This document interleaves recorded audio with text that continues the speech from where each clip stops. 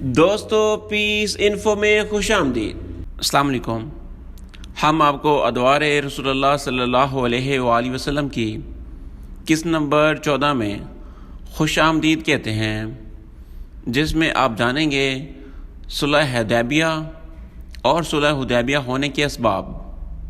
لیکن اگر آپ نے ہمارا چینل سبسکرائب نہیں کرا تو سبسکرائب کر دیں اور گھنٹی کے نشان کو بھی دبا دیں تاکہ آپ کو ہر آنے والی نئی ویڈیو کا نوٹیفیکیشن ٹائم پہ مل سکے۔ Thank you. مقام حدیبیہ میں پہنچ کر حضور اکرم صلی اللہ علیہ وآلہ وسلم نے یہ دیکھا کہ کفار قریش کا ایک عظیم لشکر جنگ کے لیے آمادہ ہے، اور ادھر یہ حال ہے کہ سب لوگ احرام باندھے ہوئے ہیں۔ اس حالت میں جوئیں بھی نہیں مار سکتے، تو آپ صلی اللہ علیہ وآلہ وسلم نے مناسب سمجھا کہ کفار مکہ سے مصالحت کی گفتگو کرنے کے لیے کسی کو مکہ بھیج دیا جائے۔ چنانچہ اس کام کے لیے آپ صلی اللہ علیہ وآلہ وسلم نے حضرت عمر رضی اللہ تعالی عنہ کو منتخب فرمایا، لیکن انہوں نے یہ کہہ کر معذرت کر لی کہ یا رسول اللہ صلی اللہ علیہ وآلہ وسلم، کفار قریش میرے بہت ہی سخت دشمن ہیں، اور مکہ میں میرے قبیلے کا کوئی ایک شخص بھی ایسا نہیں ہے جو مجھ کو ان کفار سے بچا سکے۔ یہ سن کر آپ صلی اللہ علیہ وآلہ وسلم نے حضرت عثمان رضی اللہ تعالی عنہ کو مکہ بھیجا۔ انہوں نے مکہ پہنچ کر کفار قریش کو حضور اکرم صلی اللہ علیہ وآلہ وسلم کی طرف سے صلح کا پیغام پہنچایا۔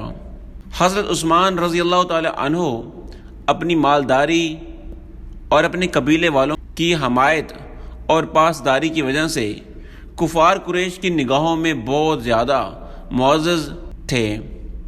اس لیے کفار قریش ان پر کوئی زبردستی نہیں کر سکتے تھے، بلکہ ان سے یہ کہہ کر کہ ہم آپ کو اجازت دیتے ہیں کہ آپ کعبہ کا طواف کریں اور صفا مروہ کی سعی کر لیں، اپنا عمرہ کر لیں، مگر ہم محمد صلی اللہ علیہ وآلہ وسلم کو کبھی ہرگز کعبہ کے قریب نہ آنے دیں گے۔ حضرت عثمان رضی اللہ تعالی عنہ نے انکار کر دیا اور کہا کہ میں بغیر رسول اللہ صلی اللہ علیہ وآلہ وسلم کو ساتھ لیے کبھی ہرگز اکیلا اپنا عمرہ نہیں کر سکتا۔ اس پر بات بگڑ گئی اور کفار نے آپ رضی اللہ تعالی عنہ کو مکہ میں روک لیا، مگر حدیبیہ کے میدان میں یہ خبر مشہور ہو گئی کہ کفار قریش نے ان کو شہید کر دیا ہے۔ حضور اکرم صلی اللہ علیہ وآلہ وسلم کو جب یہ خبر پہنچی تو آپ صلی اللہ علیہ وآلہ وسلم نے فرمایا کہ عثمان رضی اللہ تعالی عنہ کے خون کا بدلہ لینا فرض ہے۔ یہ فرما کر آپ صلی اللہ علیہ وآلہ وسلم ایک ببول کے درخت کے نیچے بیٹھ گئے اور صحابہ کرام رضی اللہ تعالی عنہ سے فرمایا کہ تم سب لوگ میرے ہاتھ پر اس بات کی بیعت کرو کہ آخری دم تک تم لوگ میرے وفادار اور جانثار رہو گے۔ تمام صحابہ کرام رضی اللہ تعالی عنہ نے نہایت ہی ولولہ انگیز اور جوش و خروش کے ساتھ جانثاری کا عہد کرتے ہوئے حضور اکرم صلی اللہ علیہ وآلہ وسلم کے دست حق پر بیعت کر لی۔ یہی وہ بیعت ہے جس کا نام بیعت الرضوان ہے۔ اس درخت کا ذکر قرآن مجید کی سورۃ فتح میں اس طرح فرمایا ہے۔ سورۃ فتح آیات نمبر 10۔ اے نبی، جو لوگ تم سے بیعت کر رہے تھے وہ دراصل اللہ سے بیعت کر رہے تھے، ان کے ہاتھ پر اللہ کا ہاتھ تھا۔ اب جو اس عہد کو توڑے گا اس کی عہد شکنی کا وبال اس کی اپنی ذات پر ہی ہوگا، اور جو اس عہد کو وفا کرے گا جو اس نے اللہ سے کیا ہے، اللہ عنقریب اس کو بڑا اجر عطا فرمائے گا۔ اسی صورت میں دوسری جگہ ان بیعت کرنے والوں کی فضیلت اور ان کے اجر و ثواب کا قرآن مجید میں اس طرح ذکر ہوا ہے۔ سورۃ فتح آیات نمبر 18 میں اللہ مومنوں سے خوش ہو گیا جب وہ درخت کے نیچے تم سے بیعت کر رہے تھے، ان کے دلوں کا حال اس کو معلوم تھا، اس لیے اس نے ان پر سکینت نازل فرمائی، ان کو انعام میں قریبی فتح بخشی۔ لیکن بیعت الرضوان ہو جانے کے بعد پتہ چلا کہ حضرت عثمان رضی اللہ تعالی عنہ کی شہادت کی خبر غلط تھی۔ وہ باعزت طور پر مکہ میں زندہ و سلامت تھے، اور پھر وہ بخیر و عافیت حضور اکرم صلی اللہ علیہ وآلہ وسلم کی خدمت اقدس میں حاضر بھی ہو گئے۔ اس سال کے تمام واقعات میں سب سے زیادہ اہم اور شاندار واقعہ بیعت الرضوان اور صلح حدیبیہ ہے۔ طریق اسلام میں اس واقعے کی بڑی اہمیت ہے، کیونکہ اسلام کی تمام آئندہ ترقیوں کا راز اسی کے دامن سے وابستہ ہے۔ یہی وجہ ہے کہ گو بظاہر یہ ایک مغلوبانہ صلح تھی، مگر قرآن مجید میں خداوند تعالیٰ نے اس کو فتح مبین کا لقب عطا فرمایا۔ ذوالقعدہ 6 ہجری میں نبی کریم صلی اللہ علیہ وآلہ وسلم 1400 صحابہ کرام کے ساتھ عمرہ کا احرام باندھ کر مکہ کے لیے روانہ ہوئے۔ حضور اکرم صلی اللہ علیہ وآلہ وسلم کو اندیشہ تھا کہ شاید کفار مکہ ہمیں عمرہ ادا کرنے سے روکیں گے، اس لیے آپ صلی اللہ علیہ وآلہ وسلم نے پہلے ہی قبیلہ خزاں کے ایک شخص کو مکہ بھیج دیا تاکہ وہ کفار مکہ کے ارادوں کی خبر لائے۔ جب آپ صلی اللہ علیہ وآلہ وسلم کا قافلہ مقام حصفان کے قریب پہنچا تو وہ شخص یہ خبر لے کر آیا کہ کفار مکہ نے تمام قبائل عرب کے کافروں کو جمع کر کے یہ کہہ دیا ہے کہ مسلمانوں کو ہرگز مکہ میں داخل نہ ہونے دیا جائے۔ چنانچہ کفار قریش نے اپنے تمام ہم نوا قبائل کو جمع کر کے ایک فوج تیار کر لی اور مسلمانوں کا رستہ روکنے کے لیے مکہ سے باہر نکل کر مقام بلدہ میں پڑاؤ ڈال دیا، اور خالد بن ولید اور ابو جہل کا بیٹا ارقمہ یہ دونوں 200 چنے ہوئے سواروں کا دستہ لے کر مقام غمیم تک پہنچ گئے۔ جب حضور اکرم صلی اللہ علیہ وآلہ وسلم کو رستہ میں خالد بن ولید کے سواروں کی گردش نظر آئی تو آپ صلی اللہ علیہ وآلہ وسلم نے شاہراہ سے ہٹ کر سفر شروع کر دیا اور عام رستہ سے کٹ کر آگے بڑھے اور مقام حدیبیہ میں پہنچ کر پڑاؤ ڈالا۔ یہاں پانی کی بے حد کمی تھی، ایک ہی کنواں تھا، وہ چند گھنٹوں میں ہی خشک ہو گیا۔ جب صحابہ کرام رضی اللہ تعالی عنہ پیاس سے بے تاب ہونے لگے تو حضور اکرم صلی اللہ علیہ وآلہ وسلم نے ایک بڑے پیالہ میں اپنا دست مبارک ڈال دیا اور آپ صلی اللہ علیہ وآلہ وسلم کی مقدس انگلیوں سے پانی کا چشمہ جاری ہو گیا۔ سبحان اللہ۔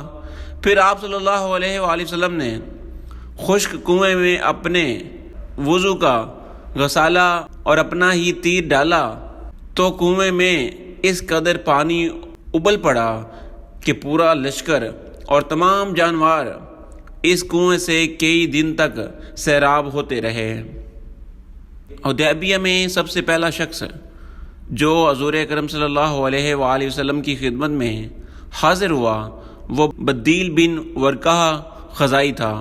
ان کا قبیلہ اگرچہ ابھی تک مسلمان نہیں ہوا تھا، مگر یہ لوگ حضور اکرم صلی اللہ علیہ وآلہ وسلم کے حلیف اور انتہائی مخلص و خیرخواہ تھے۔ بدیل بن ورقہ نے آپ صلی اللہ علیہ وآلہ وسلم کو خبر دی کہ کفار قریش نے کثیر تعداد میں فوج جمع کر لی ہے اور فوج کے ساتھ راشن کے لیے دودھ والی اونٹنیاں بھی ہیں۔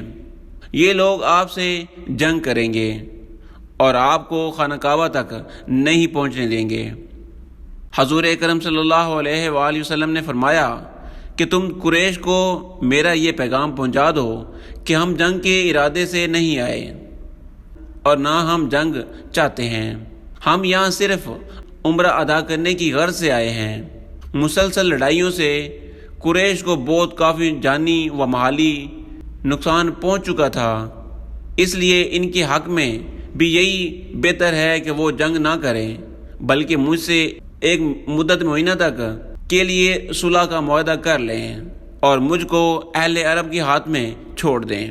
اگر قریش میری بات مان لیں تو بہتر ہوگا، اور اگر انہوں نے مجھ سے جنگ کی تو مجھے اس ذات کی قسم جس کے قبضے قدرت میں میری جان ہے کہ میں ان سے اس وقت تک لڑوں گا کہ میری گردن میرے بدن سے الگ ہو جائے۔ بدیل بن ورقہ آپ صلی اللہ علیہ وآلہ وسلم کا یہ پیغام لے کر کفار قریش کے پاس پہنچا اور کہا کہ میں محمد صلی اللہ علیہ وآلہ وسلم کا ایک پیغام لے کر آیا ہوں، اگر تم لوگوں کی مرضی ہو تو میں ان کا پیغام تم لوگوں کو سناؤں۔ کفار قریش کے شرارت پسند لونڈے جن کا جوش ان کے ہوش پر غالب تھا شور مچانے لگے کہ نہیں، ہرگز نہیں، ہمیں ان کا پیغام سننے کی کوئی ضرورت نہیں۔ لیکن کفار قریش کے سنجیدہ اور سمجھدار لوگوں نے پیغام سنانے کی اجازت دے دی، اور بدیل بن ورقہ نے حضور اکرم صلی اللہ علیہ وآلہ وسلم کی دعوت صلح کو ان لوگوں کے سامنے پیش کر دیا۔ یہ سن کر قبیلہ قریش کا ایک بہت ہی ممر اور معزز سردار عروہ بن مسعود کھڑا ہو گیا اور اس نے کہا کہ اے قریش، کیا میں تمہارا باپ نہیں؟ سب نے کہا کیوں نہیں؟ پھر اس نے کہا کہ کیا تم لوگ میرے بچے نہیں؟ سب نے کہا کیوں نہیں؟ پھر اس نے کہا کہ میرے بارے میں تم لوگوں کو کوئی بدگمانی تو نہیں؟ سب نے کہا نہیں، ہرگز نہیں۔ اس کے بعد عروہ بن مسعود نے کہا کہ محمد صلی اللہ علیہ وآلہ وسلم نے بہت ہی سمجھداری اور بھلائی کی بات پیش کر دی ہے، تو تم لوگ مجھے اجازت دو کہ میں ان سے مل کر معاملات طے کروں۔ سب نے اجازت دے دی کہ بہت اچھا، آپ جائیں۔ عروہ بن مسعود وہاں سے چل کر حدیبیہ کے میدان میں پہنچا اور حضور اکرم صلی اللہ علیہ وآلہ وسلم کو مخاطب کر کے یہ کہا کہ بدیل بن ورقہ کی زبانی آپ کا پیغام ہمیں ملا۔ اے محمد، مجھے آپ سے یہ کہنا ہے کہ اگر آپ نے لڑ کر قریش کو برباد کر کے دنیا سے نیست و نابود کر دیا تو مجھے بتائیں کہ کیا آپ سے پہلے کبھی کسی عرب نے اپنی ہی قوم کو برباد کیا ہے؟ اور اگر لڑائی میں قریش کا پلہ بھاری پڑا تو آپ کے ساتھ جو یہ لشکر ہے، میں ان میں سے ایسے چہروں کو دیکھ رہا ہوں کہ یہ سب آپ کو تنہا چھوڑ کر بھاگ جائیں گے۔ عروہ بن مسعود کا یہ جملہ سن کر حضرت ابوبکر صدیق رضی اللہ تعالی عنہ کو صبر و ضبط کی بے تابی نہ رہی۔ انہوں نے تڑپ کر کہا کہ اے عروہ، چپ ہو جا، کیا ہم بھلا اللہ کے رسول صلی اللہ علیہ وآلہ وسلم کو چھوڑ کر بھاگ جائیں گے؟ عروہ بن مسعود نے تعجب سے پوچھا کہ یہ کون شخص ہے؟ لوگوں نے کہا کہ یہ ابو بکر ہیں۔ عروہ بن مسعود نے کہا کہ مجھے اس ذات کی قسم جس کے قبضے میں میری جان ہے، اے ابو بکر، اگر تیرا ایک احسان مجھ پر نہ ہوتا جس کا بدلہ میں اب تک تجھ کو نہیں دے سکا ہوں تو میں تیری اس تلخ گفتگو کا جواب دیتا۔ عروہ بن مسعود اپنے کو سب سے بڑا آدمی سمجھتا تھا، اس لیے جب بھی وہ حضور اکرم صلی اللہ علیہ وآلہ وسلم سے کوئی بات کہتا تو ہاتھ بڑھا کر آپ صلی اللہ علیہ وآلہ وسلم کی داڑھی مبارک پکڑ لیتا تھا اور بار بار آپ صلی اللہ علیہ وآلہ وسلم کی مقدس داڑھی پر ہاتھ ڈالتا تھا۔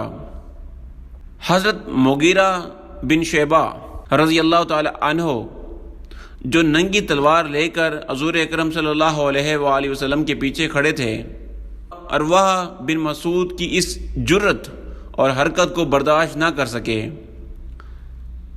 ارواح بن مسعود جب داڑھی مبارک کی طرف ہاتھ بڑھاتا تو وہ تلوار کا قبضہ اس کے ہاتھ پر مار کر اسے کہتے کہ داڑھی مبارک سے اپنا ہاتھ ہٹا لے۔ ارواح بن مسعود نے اپنا سر اٹھایا اور پوچھا کہ یہ کون آدمی ہے؟ تو لوگوں نے بتایا کہ یہ مغیرہ بن شعبہ ہے۔ تو ارواح بن مسعود نے ڈانٹ کر کہا کہ اے دغا باز، کیا میں تیری عہد شکنی کو سنبھالنے کی کوشش نہیں کر رہا ہوں؟ حضرت مغیرہ بن شعبہ رضی اللہ تعالی عنہ نے چند آدمیوں کو قتل کر دیا تھا، جس کا خون بہا ارواح بن مسعود نے اپنے پاس سے ادا کیا تھا۔ یہ اسی طرف اشارہ تھا۔ اس کے بعد ارواح بن مسعود صحابہ کرام رضی اللہ تعالی عنہ کو دیکھنے لگا اور پوری لشکر گاہ کو دیکھ بھال کر وہاں سے روانہ ہو گیا۔ ارواح بن مسعود نے حدیبیہ کے میدان میں صحابہ کرام رضی اللہ تعالی عنہ کی حیرت انگیز اور تعجب، عقیدت و محبت کا جو منظر دیکھا تھا، اس نے اس کے دل پر بڑا عجیب اثر ڈال دیا تھا۔ چنانچہ اس نے قریش کے لشکر میں پہنچ کر اپنا تاثر ان الفاظ میں بیان کیا: اے میری قوم، خدا کی قسم، جب محمد صلی اللہ علیہ وآلہ وسلم اپنا تھوک مبارک تھوکتے ہیں تو وہ کسی نہ کسی صحابی کی ہتھیلی میں پڑتا ہے، اور وہ فرت عقیدت سے اس کو اپنے چہرے اور اپنی کھال پر مل لیتے ہیں، اور اگر وہ کسی بات کا ان لوگوں کو حکم دیتے ہیں تو سب کے سب اس کی تعمیل کے لیے جھپٹ پڑتے ہیں، اور وہ جب وضو کرتے ہیں تو ان کے صحابہ ان کے وضو کے دھون کو اس طرح لوٹتے ہیں کہ گویا ان میں تلواریں چل پڑی ہوں، اور وہ جب کوئی گفتگو کرتے ہیں تو تمام صحابہ کرام خاموش ہو جاتے ہیں، اور ان کے ساتھیوں کے دلوں میں ان کی اتنی زبردست عظمت ہے کہ کوئی شخص ان کی طرف نظر بھر کر دیکھ نہیں سکتا۔ اے میری قوم، خدا کی قسم، میں نے بہت سے بادشاہوں کا دربار دیکھا ہے، میں کیسو و کسرا اور نجاشی کے درباروں میں بھی جا چکا ہوں، مگر خدا کی قسم میں نے کسی بادشاہ کے درباروں کو اپنے بادشاہ کی اتنی تعظیم کرتے ہوئے نہیں دیکھا جتنی تعظیم محمد صلی اللہ علیہ وآلہ وسلم کے ساتھی محمد صلی اللہ علیہ وآلہ وسلم کے ساتھ کرتے ہیں۔ ارواح بن مسعود کی یہ گفتگو سن کر قبیلہ بنی کنانہ کے ایک شخص نے، جس کا نام حلیس تھا، کہا کہ تم لوگ مجھ کو اجازت دو کہ میں ان کے پاس جاؤں۔ قریش نے کہا کہ ضرور جائیں۔ چنانچہ یہ شخص جب بارگاہ رسالت کے قریب پہنچا تو حضور اکرم صلی اللہ علیہ وآلہ وسلم نے صحابہ رضی اللہ تعالی عنہ سے فرمایا، یہ فلاں شخص ہے اور یہ اس قوم سے تعلق رکھتا ہے جو قربانی کے جانوروں کی تعظیم کرتے ہیں، تو تم لوگ قربانی کے جانوروں کو اس کے سامنے کھڑا کر دو اور سب لوگ لبیک پڑھنا شروع کر دو۔ اس شخص نے جب قربانی کے جانوروں کو دیکھا اور احرام کی حالت میں صحابہ کرام رضی اللہ تعالی عنہ کو لبیک پڑھتے ہوئے سنا تو کہا کہ سبحان اللہ، بھلا ان لوگوں کو کس طرح مناسب ہے کہ بیت اللہ سے روکا جائے۔ وہ فوراً ہی پلٹ کر کفار قریش کے پاس پہنچا اور کہا کہ میں اپنی آنکھوں سے دیکھ کر آ رہا ہوں کہ قربانی کے جانور ان لوگوں کے ساتھ ہیں اور سب احرام کی حالت میں ہیں، تو میں کبھی بھی یہ رائے نہیں دے سکتا کہ ان لوگوں کو خانہ کعبہ سے روک دیا جائے۔ اس کے بعد ایک شخص کفار قریش کے لشکر میں سے کھڑا ہو گیا جس کا نام مکراز بن حفص تھا۔ اس نے کہا کہ مجھ کو تم لوگ وہاں جانے دو۔ قریش نے کہا تم بھی جاؤ۔ چنانچہ یہ شخص چلا۔ جب یہ نزدیک پہنچا تو حضور اکرم صلی اللہ علیہ وآلہ وسلم نے فرمایا کہ یہ مکراز ہے، یہ بہت ہی لچا آدمی ہے۔ اس نے آپ صلی اللہ علیہ وآلہ وسلم سے گفتگو شروع کی۔ ابھی اس کی پوری بات بھی نہ ہوئی تھی کہ ناگہاں سہل بن عمر آ گیا۔ اس کو دیکھ کر آپ صلی اللہ علیہ وآلہ وسلم نے نیک فالی کے طور پر یہ فرمایا کہ سہل آ گیا، لو اب تمہارا معاملہ سہل ہو گیا۔ چنانچہ سہل نے آتے ہی کہا کہ آئیں ہم اور آپ اپنے اور آپ کے درمیان معاہدے کی ایک دستاویز لکھ لیں۔ حضور اکرم صلی اللہ علیہ وآلہ وسلم نے اس کو منظور فرما لیا اور حضرت علی رضی اللہ تعالی عنہ کو دستاویز لکھنے کے لیے طلب فرمایا۔ سہل بن عمر اور حضور اکرم صلی اللہ علیہ وآلہ وسلم کے درمیان دیر تک صلح کے شرائط پر گفتگو ہوتی رہی۔ آخر چند شرطوں پر دونوں کا اتفاق ہو گیا۔ حضور اکرم صلی اللہ علیہ وآلہ وسلم نے حضرت علی رضی اللہ تعالی عنہ سے ارشاد فرمایا کہ لکھو بسم اللہ الرحمن الرحیم۔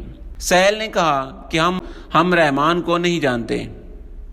مسلمانوں نے کہا کہ ہم بسم اللہ الرحمن الرحیم کے سوا کوئی دوسرا الفاظ نہیں لکھیں گے، مگر حضور اکرم صلی اللہ علیہ وآلہ وسلم نے سہل کی بات مان لی اور فرمایا کہ اچھا اے علی رہنے دو۔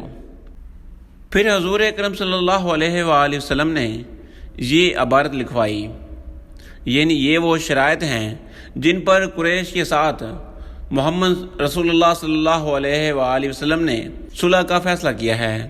سہل پھر بھڑک گیا اور کہنے لگا کہ خدا کی قسم، اگر ہم جان لیتے کہ آپ اللہ کے رسول ہیں تو نہ ہم آپ کو بیت اللہ سے روکتے نہ آپ کے ساتھ جنگ کرتے، لیکن آپ محمد بن عبداللہ لکھیں۔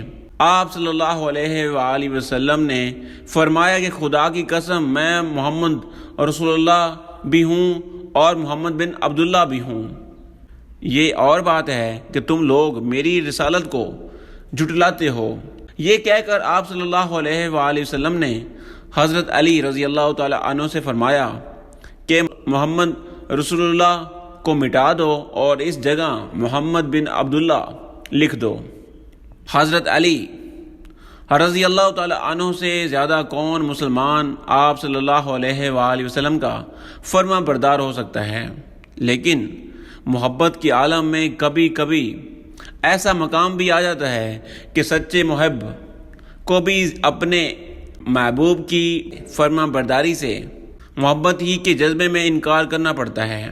حضرت علی رضی اللہ تعالی عنہ نے عرض کیا کہ یا رسول اللہ صلی اللہ علیہ وآلہ وسلم، میں آپ کے نام کو تو کبھی ہرگز نہیں مٹا سکتا۔ آپ صلی اللہ علیہ وآلہ وسلم نے فرمایا اچھا مجھے دکھاؤ میرا نام کہاں ہے۔ حضرت علی رضی اللہ تعالی عنہ نے اس جگہ پر انگلی رکھ دی اور آپ صلی اللہ علیہ وآلہ وسلم نے وہاں سے رسول اللہ کا لفظ مٹا دیا۔ صلح کی تحریر مکمل ہو گئی۔ اس دستاویز میں یہ طے کر دیا گیا کہ قریش کے درمیان 10 سال تک لڑائی بالکل موقوف رہے گی۔ صلح نامے کی باقی دفعات اور شرطیں یہ تھیں: نمبر 1، مسلمان اس سال بغیر عمرہ ادا کیے واپس چلے جائیں۔ نمبر 2، آئندہ سال عمرے کے لیے آئیں اور صرف 3 دن تک مکہ میں ٹھہر کر واپس چلے جائیں۔ نمبر 3، تلوار کے سوا کوئی اور دوسرا ہتھیار لے کر نہ آئیں۔ تلوار بھی نیام کے اندر رکھ کر تھیلے وغیرہ میں بند ہو۔ نمبر 4، مکہ میں جو مسلمان پہلے سے مقیم ہیں ان میں سے کسی کو اپنے ساتھ نہ لے جائیں، اور مسلمانوں میں سے اگر کوئی مکہ میں رہنا چاہیں تو اس کو نہ روکیں۔ نمبر 5، کافروں یا مسلمانوں میں سے کوئی شخص اگر مدینہ چلا جائے تو واپس کر دیا جائے، لیکن اگر کوئی مسلمان مدینہ سے مکہ میں چلا جائے تو وہ واپس نہیں کیا جائے گا۔ نمبر 6، قبائل عرب کو اختیار ہوگا کہ وہ فریقین میں سے جس کے ساتھ چاہیں دوستی کا معاہدہ کر لیں۔ یہ شرطیں ظاہر ہیں کہ مسلمانوں کے سخت خلاف تھیں اور صحابہ کرام رضی اللہ تعالی عنہ کو اس پر بڑی زبردست ناگواری ہو رہی تھی، مگر وہ فرمان رسالت کے خلاف دم مارنے سے مجبور تھے۔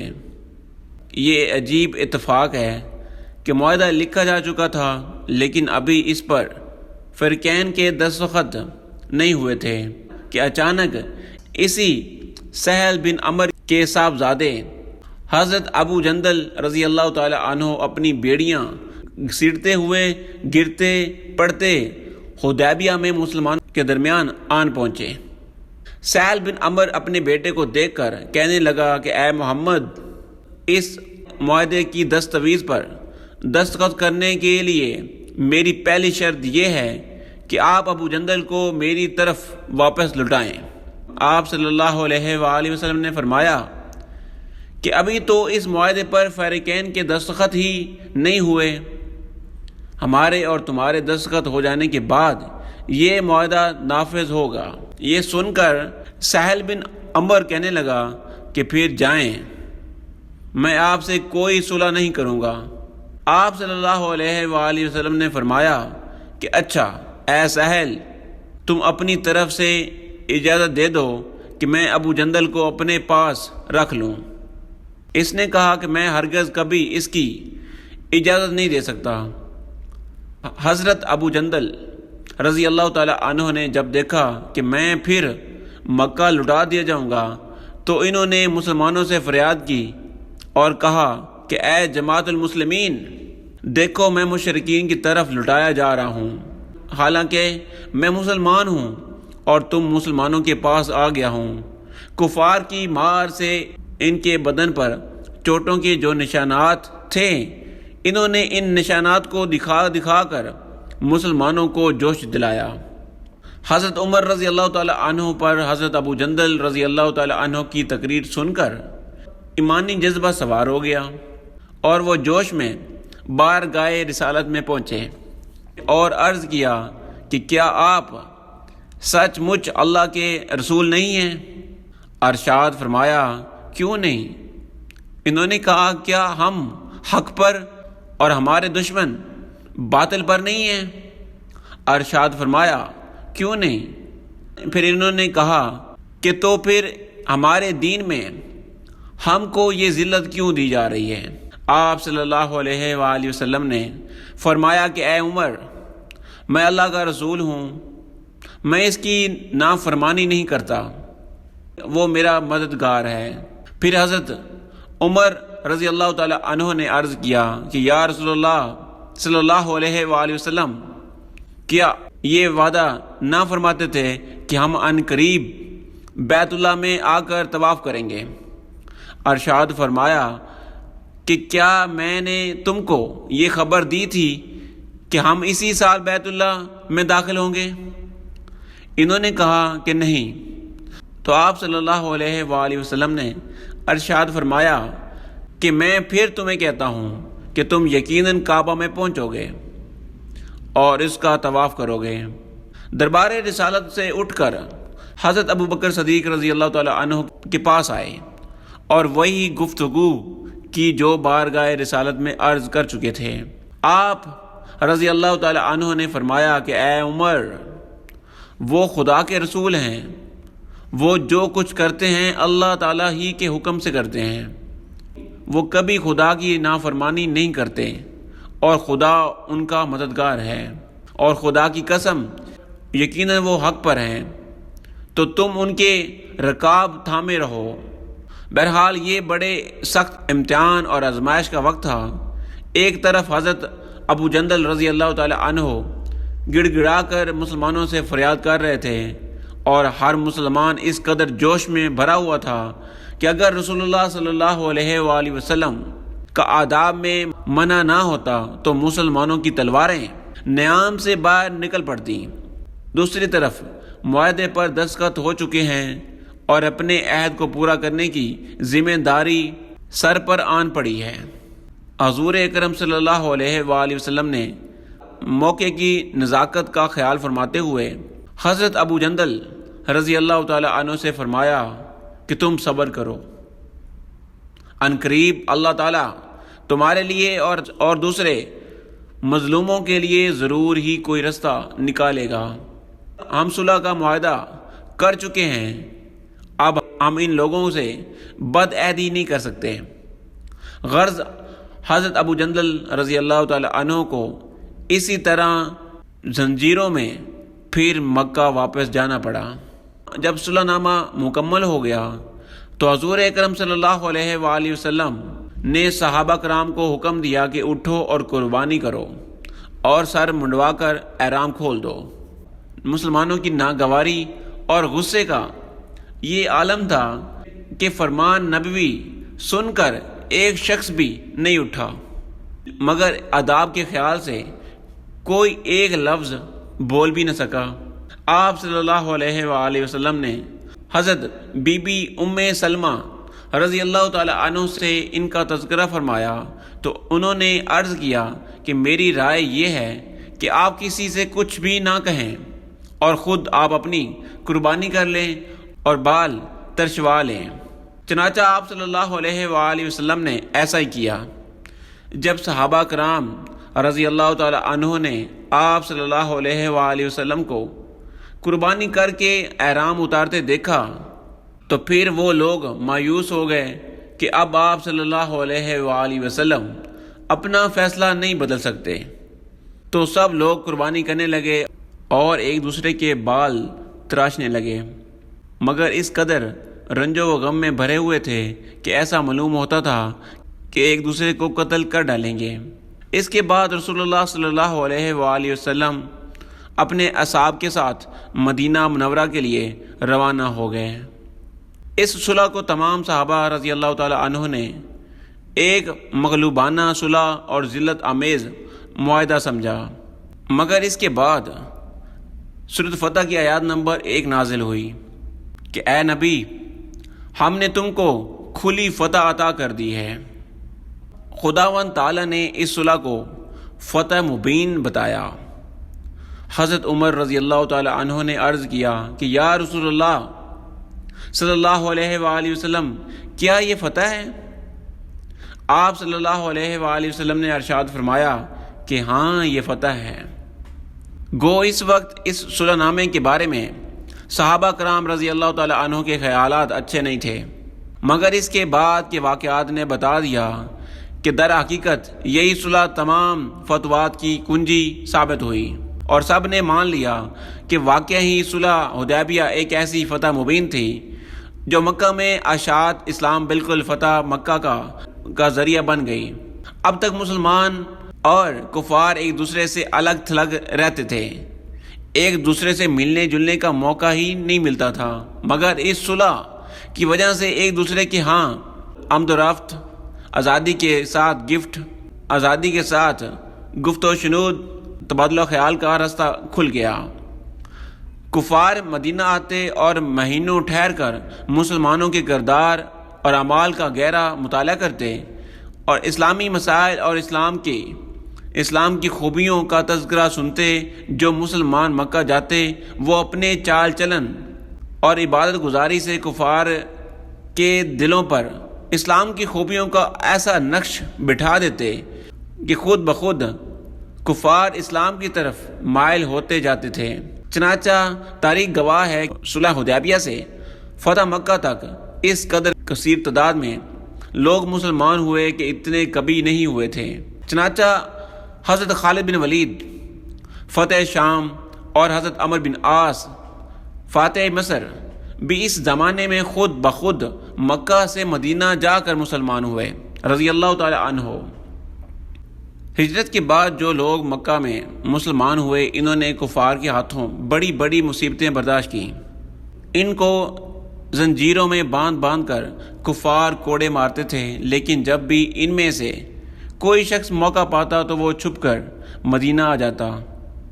صلح حدیبیہ نے اس کا دروازہ بند کر دیا، کیونکہ اس صلح نامہ میں یہ شرط تحریر تھی کہ مکہ سے جو شخص بھی ہجرت کر کے مدینہ جائے گا وہ پھر مکہ واپس بھیج دیا جائے گا۔ صلح حدیبیہ سے فارغ ہو کر جب حضور اکرم صلی اللہ علیہ وآلہ وسلم مدینہ واپس تشریف لائے، سب سے پہلے جو بزرگ مکہ سے ہجرت کر کے مدینہ آئے وہ حضرت ابو بصیر رضی اللہ تعالی عنہ تھے۔ کفار مکہ نے فوراً ہی 2 آدمیوں کو مدینہ بھیجا کہ ہمارا آدمی واپس کر دیجئے۔ حضور اکرم صلی اللہ علیہ وآلہ وسلم نے حضرت ابو بصیر رضی اللہ تعالی عنہ سے فرمایا کہ تم مکہ چلے جاؤ، تم جانتے ہو کہ ہم نے کفار قریش سے معاہدہ کر لیا ہے اور ہمارے دین میں عہد شکنی اور غداری جائز نہیں ہے۔ حضرت ابو بصیر رضی اللہ تعالی عنہ نے عرض کیا، یا رسول اللہ صلی اللہ علیہ وآلہ وسلم، کیا آپ مجھ کو کافروں کے حوالے فرمائیں گے تاکہ وہ مجھ کو کفر پر مجبور کریں؟ آپ صلی اللہ علیہ وآلہ وسلم نے ارشاد فرمایا کہ تم جاؤ، خداوند تعالی تمہاری رہائی کا کوئی سبب بنا دے گا۔ آخر مجبور ہو کر حضرت ابو بصیر رضی اللہ تعالی عنہ دونوں کافروں کی حراست میں مکہ واپس ہو گئے، لیکن جب مقام ذو الحلیفہ میں پہنچے تو سب کھانے کے لیے بیٹھے اور بات کرنے لگے۔ حضرت ابو بصیر رضی اللہ تعالی عنہ نے ایک کفار سے کہا کہ جی تمہاری تلوار بہت اچھی معلوم ہوتی ہے۔ اس نے خوش ہو کر نیام سے تلوار نکال کر دکھائی اور کہا بہت ہی عمدہ تلوار ہے اور میں نے اس کے ساتھ بہت لڑائیوں میں تجربہ کیا ہے۔ حضرت ابو بصیر رضی اللہ تعالی عنہ نے کہا کہ ذرا میرے ہاتھ میں تو دو، میں بھی دیکھوں کہ کیسی تلوار ہے۔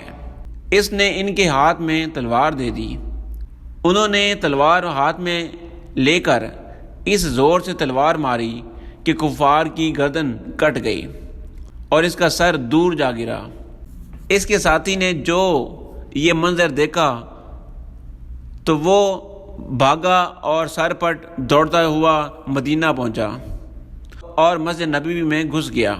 حضور اکرم صلی اللہ علیہ وآلہ وسلم نے اس کو دیکھتے ہی فرمایا کہ یہ شخص خوف زدہ معلوم ہوتا ہے۔ اس نے کانپتے کانپتے ہوئے بارگاہ نبوت میں عرض کیا کہ میرے ساتھی کو ابو بصیر نے قتل کر دیا ہے اور میں بھی ضرور مارا جاؤں گا۔ اتنے حضرت ابو بصیر بھی ننگی تلوار ہاتھ میں لیے ہوئے آن پہنچے اور عرض کیا، یا رسول اللہ صلی اللہ علیہ وآلہ وسلم، آپ کی ذمہ داری پوری کر دی، کیونکہ صلح نامہ کی شرط کے مطابق آپ نے تو مجھ کو واپس کر دیا۔ اب یہ اللہ تعالیٰ کی مہربانی ہے کہ اس نے مجھ کو ان کافروں سے نجات دے دی۔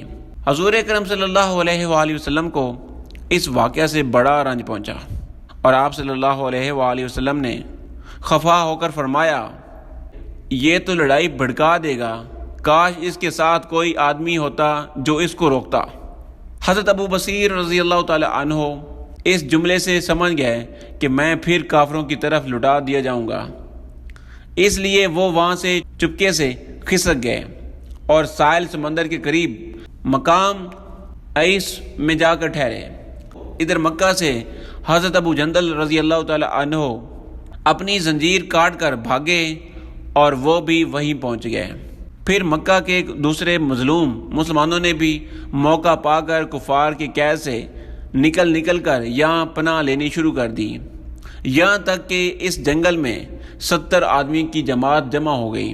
کفار قریش کے تجارتی قافلوں کا یہی رستہ تھا، جو قافلہ بھی آمد و رفت میں یہاں سے گزرتا یہ لوگ اس کو لوٹ لیتے، یہاں تک کہ کفار قریش کے ناک میں دم کر دیا۔ بالآخر کفار قریش نے خدا اور رشتہ داری کا واسطہ دے کر حضور اکرم صلی اللہ علیہ وآلہ وسلم کو خط لکھا کہ ہم صلح نامے میں اپنی شرط سے باز آئیں، آپ لوگوں کو ساحل سمندر سے مدینہ بلا لیجئے، اور اب ہماری طرف سے اجازت ہے کہ جو مسلمان بھی مکہ سے بھاگ کر مدینہ جائے آپ اس کو مدینہ میں ٹھہرا لیجئے، ہمیں اس پر کوئی اعتراض نہ ہوگا۔ یہ بھی روایت ہے کہ قریش نے خود ابو سفیان کو مدینہ بھیجا کہ ہم صلح نامہ حدیبیہ میں اپنی شرط سے دستبردار ہوں گے، تو آپ حضرت ابو بصیر رضی اللہ تعالی عنہ کو مدینہ بلا لیں تاکہ ہمارے تجارتی قافلے ان لوگوں کے قتل و غارت سے محفوظ ہو جائیں۔ چنانچہ آپ صلی اللہ علیہ وآلہ وسلم نے حضرت ابو بصیر رضی اللہ تعالی عنہ کے پاس خط بھیجا کہ تم اپنے ساتھیوں سمیت مدینہ چلے جاؤ، مگر افسوس کہ فرمان رسالت ان کے پاس ایسے وقت پہنچا جب وہ نزع کی حالت میں تھے۔ مقدس خط کو انہوں نے اپنے ہاتھ میں لے کر سر اور آنکھوں پر رکھا اور ان کی روح پرواز کر گئی۔ حضرت ابو جندل رضی اللہ تعالی عنہ نے اپنے ساتھیوں کے ساتھ مل جل کر ان کی تدفین کا انتظام کیا اور ان کو دفن کر دیا، اور پھر فرمان رسول کے مطابق یہ سب لوگ وہاں سے آ کر مدینہ میں آباد ہو گئے۔ 6 ہجری میں صلح حدیبیہ کے بعد جب جنگ و جدال کے خطرات ٹل گئے اور ہر طرف امن و سکون کی فضا پیدا ہو گئی، تو چونکہ رسول اللہ صلی اللہ علیہ وآلہ وسلم کی نبوت و رسالت کا دائرہ صرف خطہ عرب ہی تک محدود نہ تھا، بلکہ آپ صلی اللہ علیہ وآلہ وسلم تمام عالم کے لیے نبی بنا کر بھیجے گئے، اس لیے آپ صلی اللہ علیہ وآلہ وسلم نے ارادہ فرمایا کہ اسلام کا پیغام تمام دنیا میں پہنچا دیا جائے۔ چنانچہ آپ صلی اللہ علیہ وآلہ وسلم نے روم کے بادشاہ کیس، فارس کے بادشاہ کسرا اور حبشہ کے بادشاہ نجاشی اور مصر کے بادشاہ عزیز اور دوسرے عرب و عجم کے نام دعوت اسلام کے خطوط روانہ فرمائے۔ صحابہ کرام رضی اللہ تعالی عنہ میں سے کون کون حضرات ان خطوط کو لے کر کن کن بادشاہوں کے دربار میں گئے، ان کی فہرست کافی طویل ہے، مگر ایک ہی دن 6 خطوط لکھوا کر اور اپنی مہر لگا کر جن 6 قاصدوں کو جہاں جہاں آپ صلی اللہ علیہ وآلہ وسلم نے روانہ فرمایا وہ چند آپ کو بتا سکتے ہیں۔ حضرت دہیہ کلبی اور رضی اللہ تعالی عنہ کیس روم کے دربار میں گئے۔ حضرت عبداللہ بن حذیفہ رضی اللہ تعالی عنہ خسرو پرویز شاہ ایران کے دربار میں گئے۔ حضرت حاتب رضی اللہ تعالی عنہ عزیز مصر کے پاس گئے، اور حضرت عمر بن امیہ رضی اللہ تعالی عنہ نجاشی کے دربار میں حبشہ گئے، اور حضرت شجاع بن وہب رضی اللہ تعالی عنہ غسان کے دربار میں گئے۔ اگر آپ کو ہماری ویڈیو پسند آئی ہو اور ایسی انفارمیٹیو ویڈیو کے لیے ہمارے چینل کو لائک کیجئے، کامنٹس کیجئے اینڈ سبسکرائب کیجئے اور شیئر بھی کیجئے۔ Thank you for watching.